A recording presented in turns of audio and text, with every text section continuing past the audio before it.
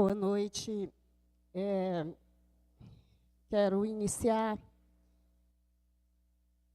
cumprimentando aqui a mesa na pessoa do senhor presidente. Em seu nome, eu cumprimento a todos os políticos aqui presentes.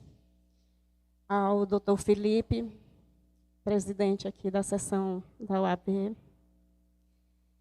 Aos juízes, doutor Sodré e doutor Manfredo. E cumprimentar na pessoa do meu tio José Itamar, a toda a mesa aqui presente. Ao público, eu quero cumprimentar na pessoa do meu pai, que hoje a nossa família está de luto. O meu tio, que presidiu essa casa por 2 vezes,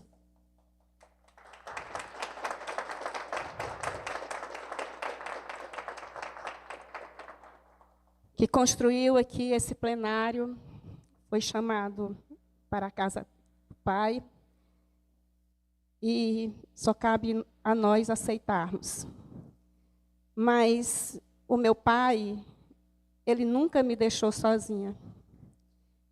Principalmente quando ele sabe que hoje eu vou precisar de muita coragem para fazer o meu discurso nessa noite.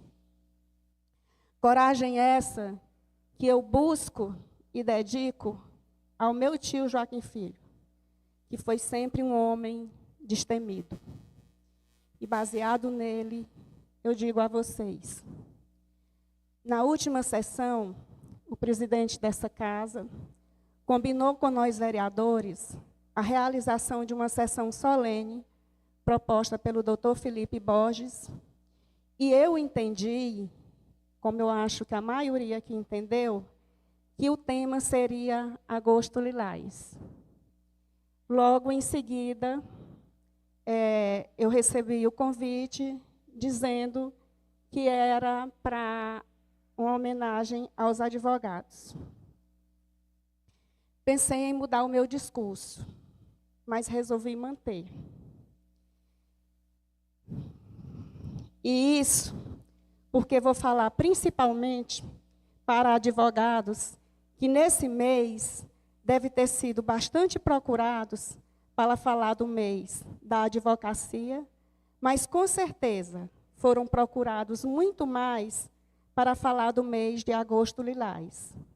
E acredito que em todas as reuniões que participaram, ouviram palavras de incentivos para que as mulheres que sofrem ou sofreram violências denunciem o agressor. E agora, perante a vocês da OAB, aos senhores juízes aqui, ao senhor presidente dessa casa, sei que a OAB é uma entidade essencial para a defesa da Constituição dos Direitos Humanos e da Justiça Social. Refleti e repito, resolvi manter a minha fala, que na verdade, senhores, é um desabafo que busca, senhores juízes, que a justiça seja cumprida. Como disse, foi um mês que ouvimos várias formas e incentivos para que as mulheres denunciem os agressores. Isso é muito bom. Mas o que eu quero contar aos senhores é o que acontece com a maioria dessas mulheres depois das denúncias feitas. Os senhores têm ideia de como fica uma mulher depois que ela denuncia o seu agressor? As entidades que a incentivaram lhes garantem realmente proteção, segurança, seu bem-estar após a denúncia efetivada? Senhores, eu sou uma dessas mulheres. Quero dar aqui o meu depoimento do que aconteceu comigo após a denúncia que eu fiz. Sei que não são com todas, mas com a grande maioria acontece exatamente da mesma forma que aconteceu, ou melhor, que está acontecendo comigo. Talvez, depois da minha fala, mais uma vez eu seja interpretada de forma equivocada. Mas, repito, Com a minha coragem, vamos lá. No dia 27 de março de 2022, eu estava com o meu filho quando vi uma mensagem de uma autoridade de Valença no celular. Abri, até porque naquele momento não existia nenhum problema entre nós, que já não tivesse sido resolvido na época. Inclusive, era chamada de irmãzinha. Não vou repetir a história, porque acredito que todos conhecem. Porque, na realidade, quero falar aqui para vocês, é como é difícil o depois das denúncias. Principalmente de denúncias com quem tem poder. Mas, retornando, eu estava com meu filho.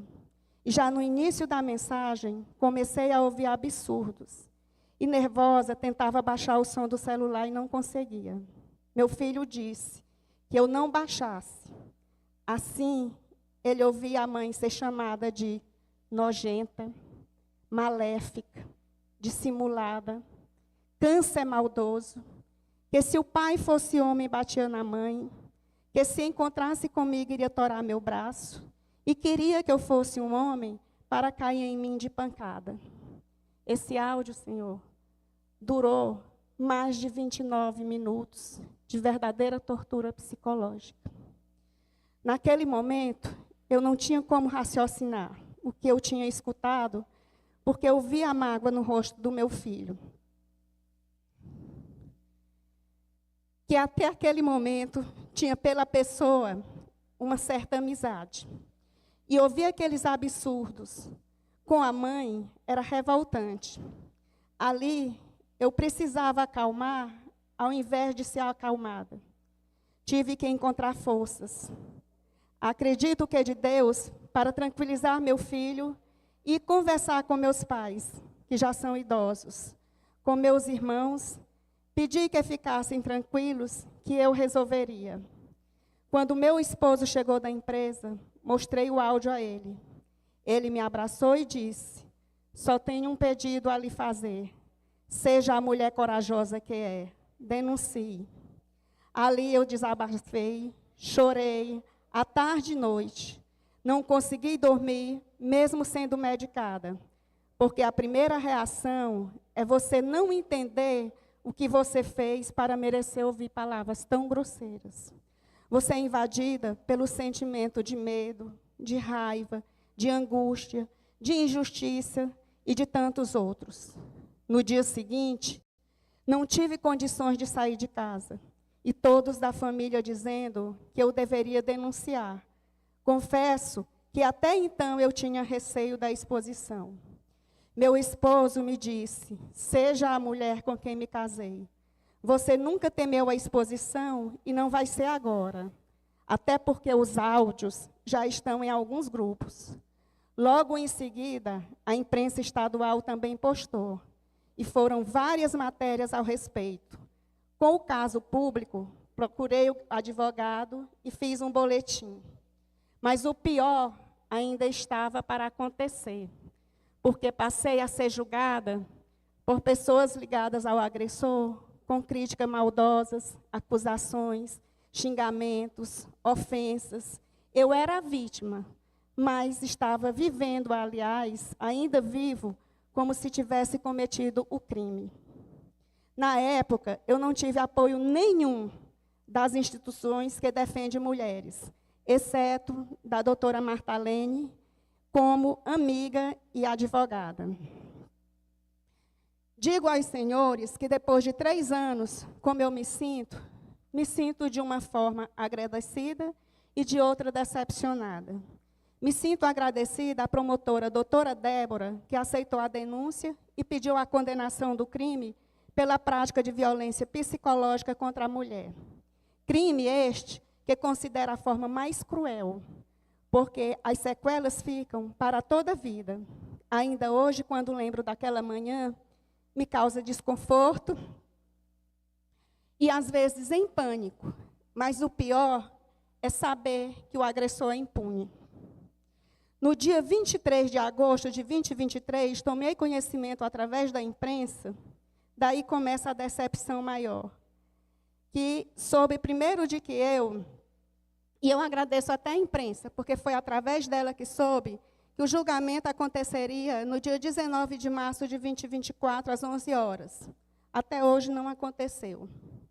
Depois também soube pela imprensa que o juiz tinha encaminhado o processo para Teresina. Depois soube que retornou. Cheguei ainda a buscar informações desse processo no Ministério Público. Como disse, foi o único que buscou justiça. E lá fui informada que o juiz mandou o agressão mandar sua defesa, esse deixou o prazo transcorrer sem resposta, e que a Defensoria Pública é quem vai fazer a defesa dele.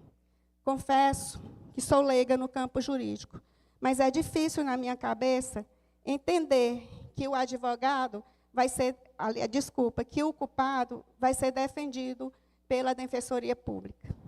Diante do fato, me pergunto, a lei é realmente para todos ou é diferente para homens poderosos? E nesse mexer de cartas, já são longos, 3 anos e 5 meses sem resolução. Volto a repetir, como mulher, como vítima, vivendo em uma pequena cidade, com um agressor sem nenhuma punição pelo crime, é muito difícil. No dia da eleição, só em ver o meu carro passando em frente ao Colégio Santo Antônio, o agressor, mais uma vez, partiu novamente para cima com agressões, com palavras e ofensas, e eu nem no carro estava. Ele só imaginava que eu estivesse lá. Diante do acontecido, voltei novamente à delegacia para registrar outro boletim de ocorrência. Evito lugares que possa encontrar com esse senhor, porque tenho medo deste concretizar suas promessas, de torar meu braço, principalmente porque hoje sou vereadora, fiscalizadora dos atos ilícitos cometidos na prefeitura.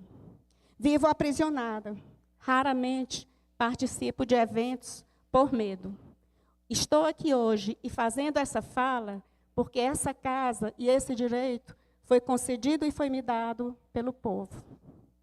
Por isso digo que as mulheres agredidas que olham para o meu caso e pensam, ela pode contratar um advogado, pode pagar um tratamento como ainda hoje faço, e nada aconteceu. Vocês acreditam que essas mulheres, olhando o meu exemplo, vão ter realmente coragem de denunciar pessoas com poder? Vereadora, Estou terminando, senhor. Principalmente pela exposição. Senhores, não têm ideia de como é difícil olhar mulheres e saber que elas defendem o agressor. Perante aos senhores que defendem a lei, neste mês, o mês do advogado, o mês do soldado, o mês de alusão ao combate da violência contra a mulher, questiono, a lei é realmente igual para todos?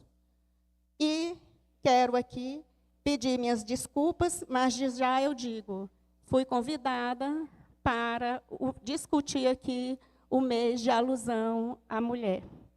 Aproveito para deixar as minhas desculpas pelo desabafo, o meu abraço, parabenizar todos os advogados e que o meu caso não seja mais um caso em vão, mas que seja um caso de reflexão para que a gente possa ir aí ver e fazer realmente o que deve ser feito, que é justiça. Meu muito obrigada.